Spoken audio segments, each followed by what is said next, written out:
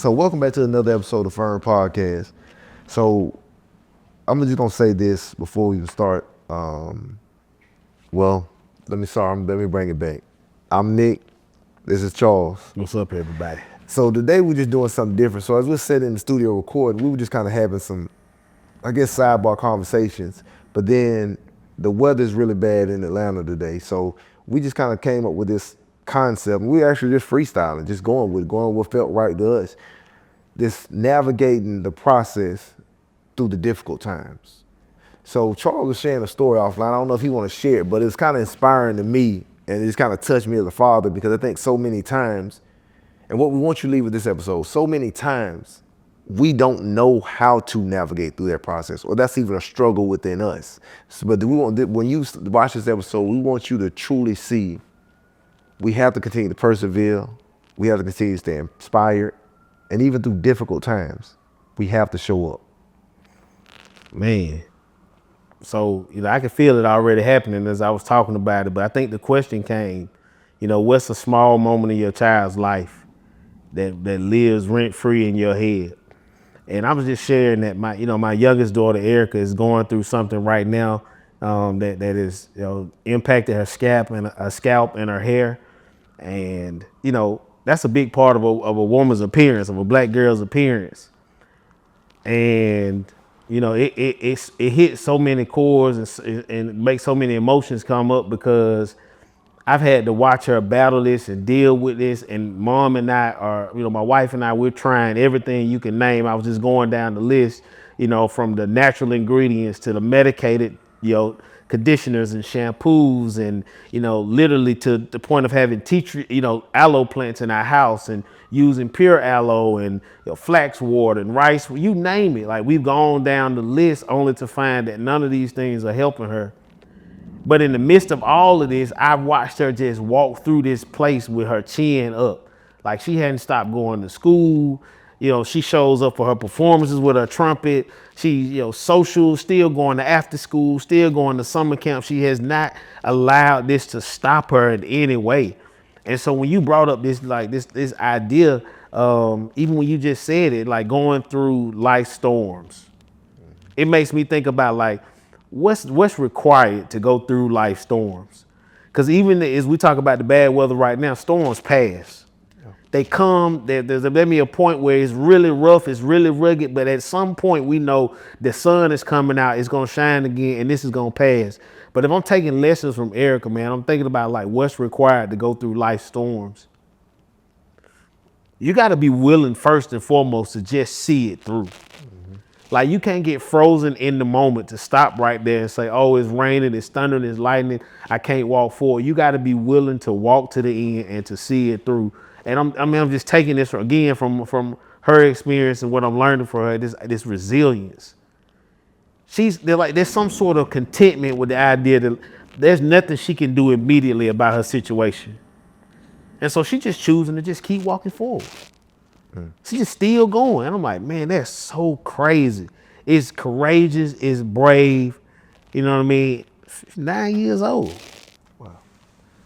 I think, wow.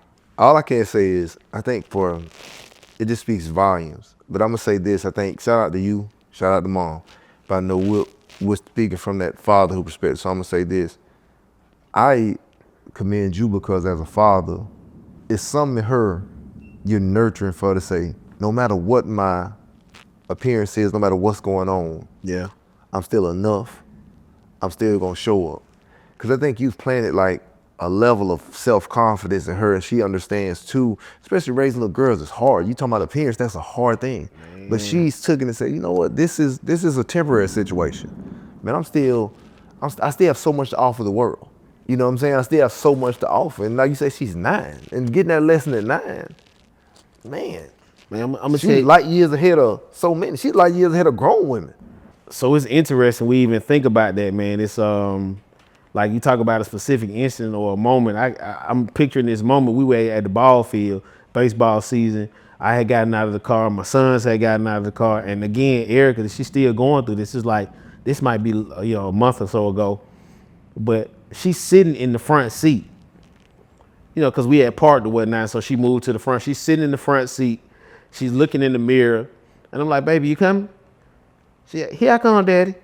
And she jumps out of the car, and I promise you, it's like you could see her as though she had put herself on a runway somewhere. Like her chin, like literally, her chin was like this. You know how you talk about parallel to the ground, this level of pride. Her chin was up, head high, chest, your shoulders back, and she just started walking. And man, it made me laugh so hard. I had to call and tell my wife because it was like, man, just look at the confidence she just jumped out of this car with. Like she just jumped out and was like, boom, and she gone. She's speaking to people while she walk up the thing or whatnot.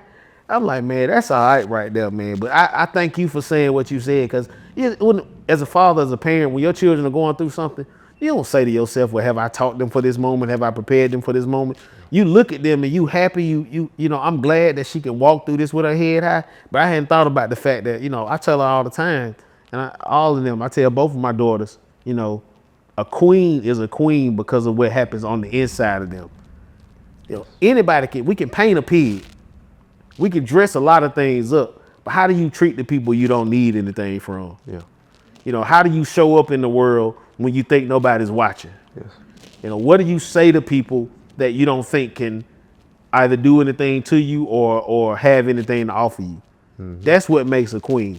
You know, and conversely, that's what makes a king. And so it's to hear you say that, man, that's even dope, because I just try to teach them. I don't really think about. But I think that's what I'm teaching. I don't think you think about it, but I know, again, they're visionary. I'm just sowing them seeds. And you know, a girl, you need to water that over and over. Like with them, they need that. Like it's almost like making that daily deposit. Yeah. With that little girl, you have to make that daily deposit. Dang. Because that's what she pulls from in those tough times. Yeah. Those daily deposits when dad is poured into me.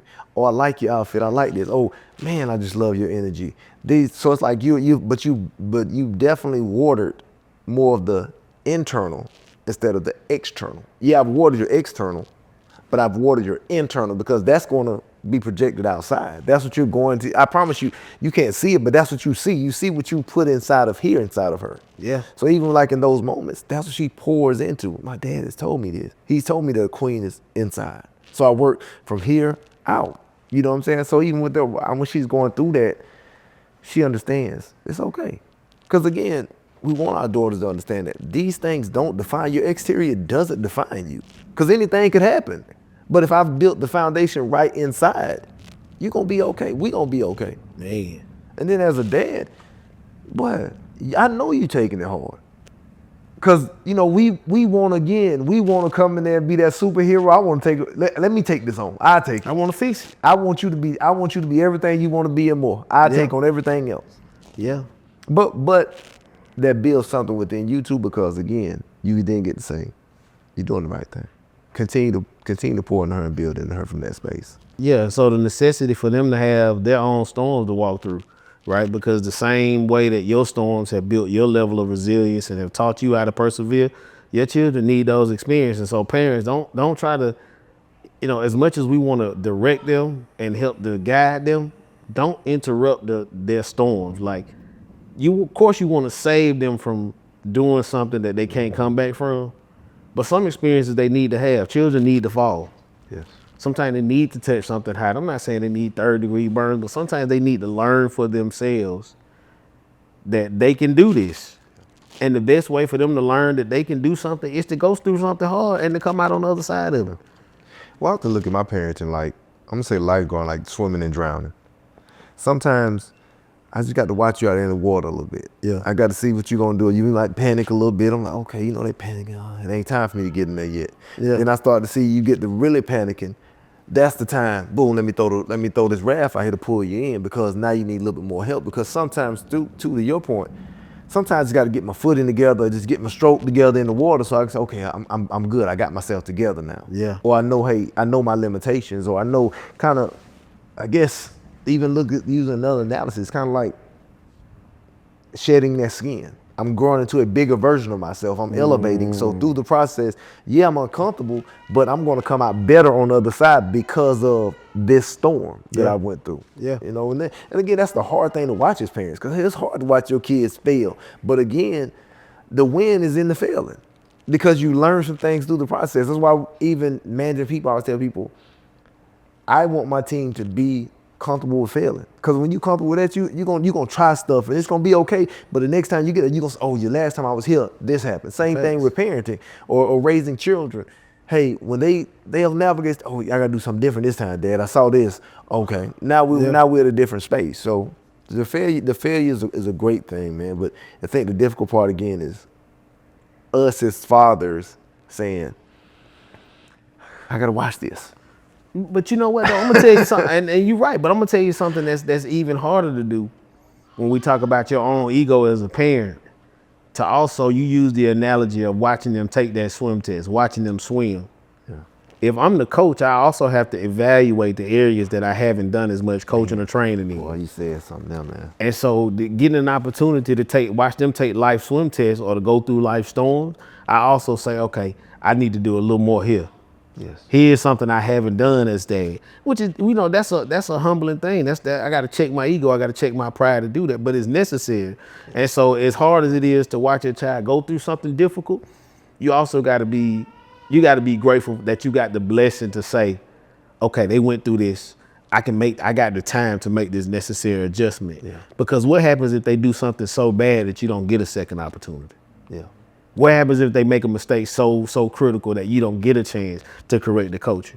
And so if you watch them, take life swim tests or go through that difficult moment, you get a chance to say to yourself, okay, as dad, here's what I need to do differently. Let me tell you an example of what I mean. I talked about how strong Erica has been through this process, but what I didn't mention was, one day it was me who said, well, do you want to wear a hat? She didn't tell me she want to wear a hat. But my own trauma And insecurity. and my own insecurity was like, hey, do you want to wear a hat? And so I had to wrestle with, did I create this idea, this thought in her that said she needs a hat? Because I asked if she wanted to wear, because she was going without one. And so I had to check me and say, you know what? If she ain't asked me for no hat, let her go without one. Yeah. Let her go through this storm. Let her learn at 9 years old that your appearance is not everything. And if somebody got something to say, or if somebody gonna treat you differently because of your hairstyle, then they wasn't really with you anyway. And you need to learn that at 9. But I had to check me in that because I offered the hat. She didn't ask me for one. And see, that's tough because ultimately for me, even as a father, I've been kicking my own butt because like I shed light on something that maybe you were oblivious to.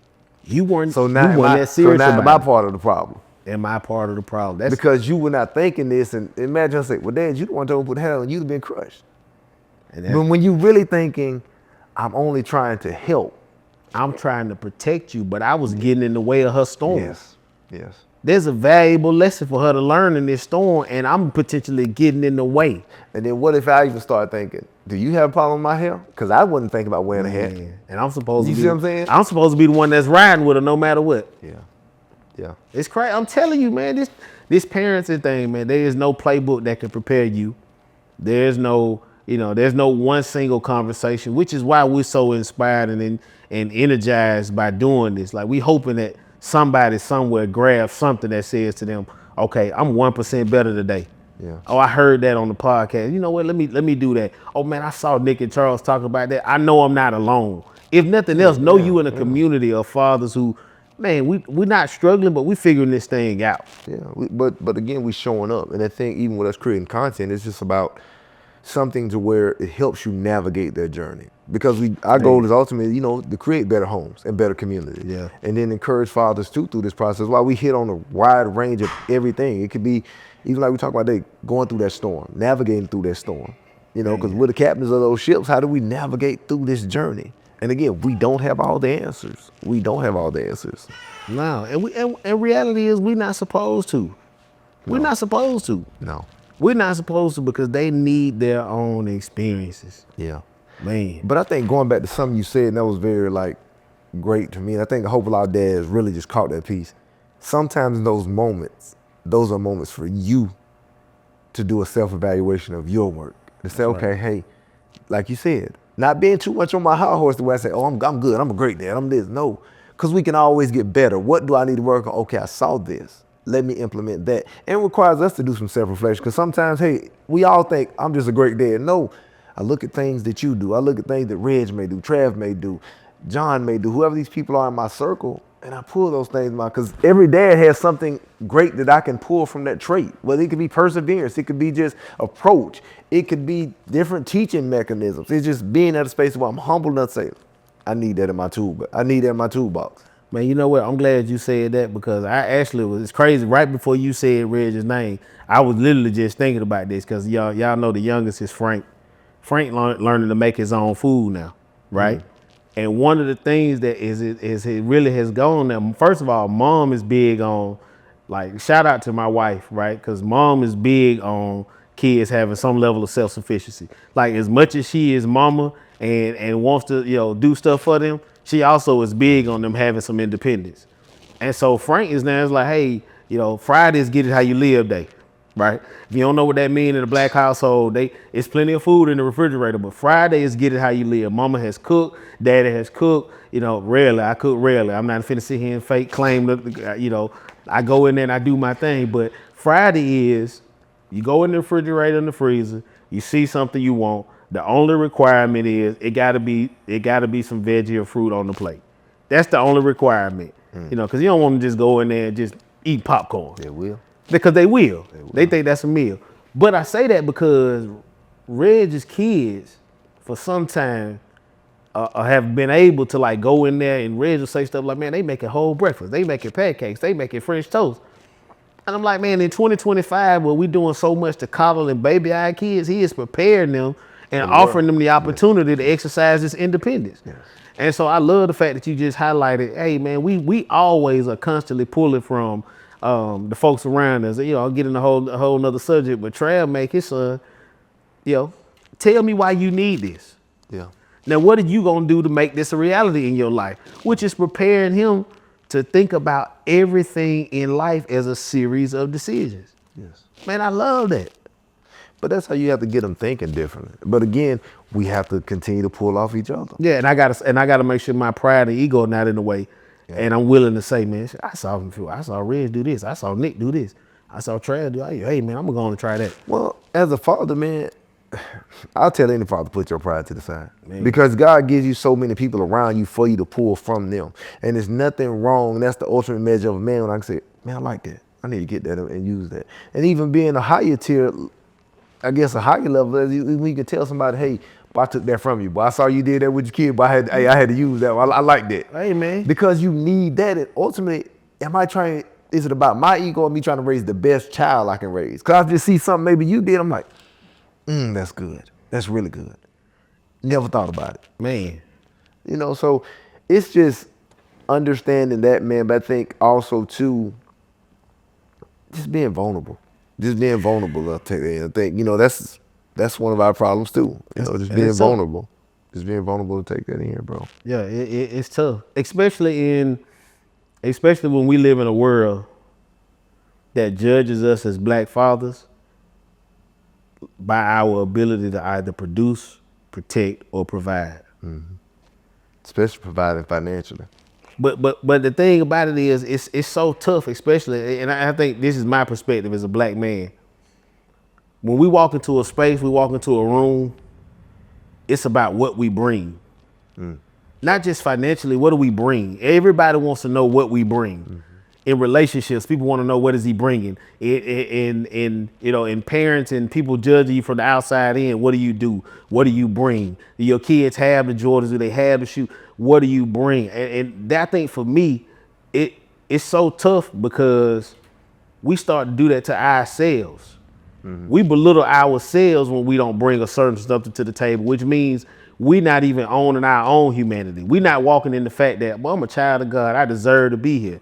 Because so many people have trained us to think about our own worth in terms of what we're bringing to the table, and that's not the case.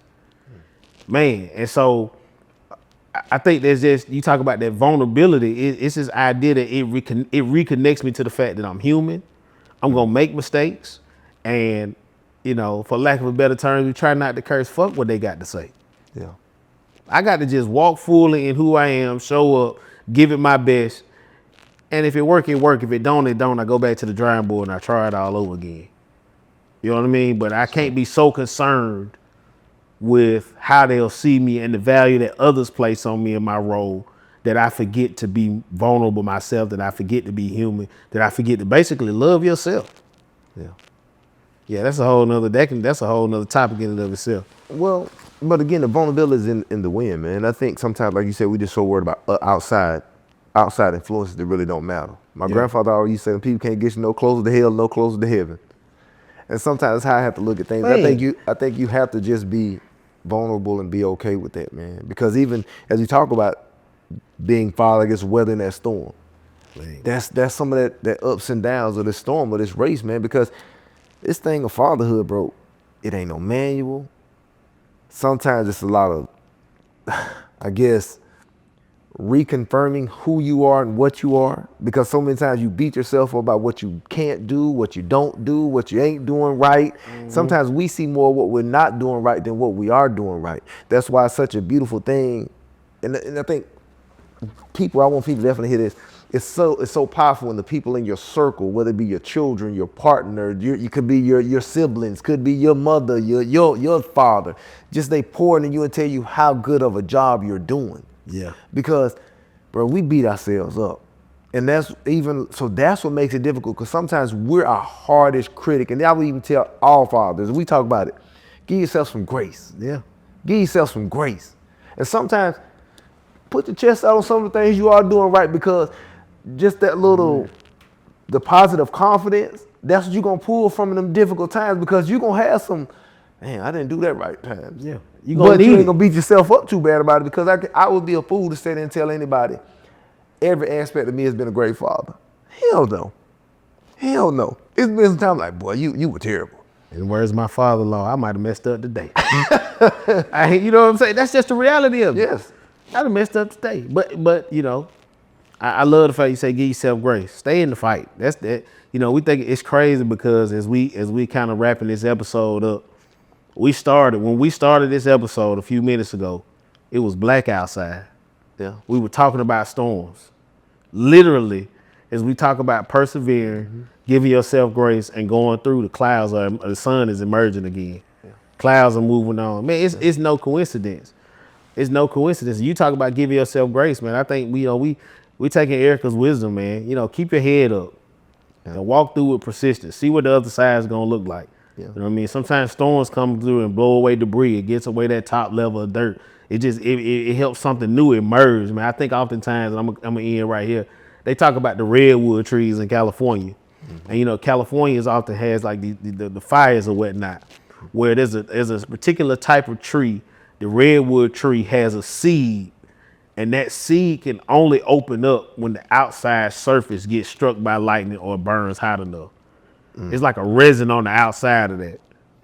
And it's crazy when you think about it. You talking about the storm and persevering. What does it mean that I had to go through this point so I could get that outside layer off, so I can get to a new place, so that I could become a new dad, new daughter, new person, new Charles, new Nick, new Reg, new Track. What does it mean that I needed to go through this moment? And so if you approach it like that, I needed this storm. How do you now look at it and come up and say, man, I can't wait to see what the other side gonna look like?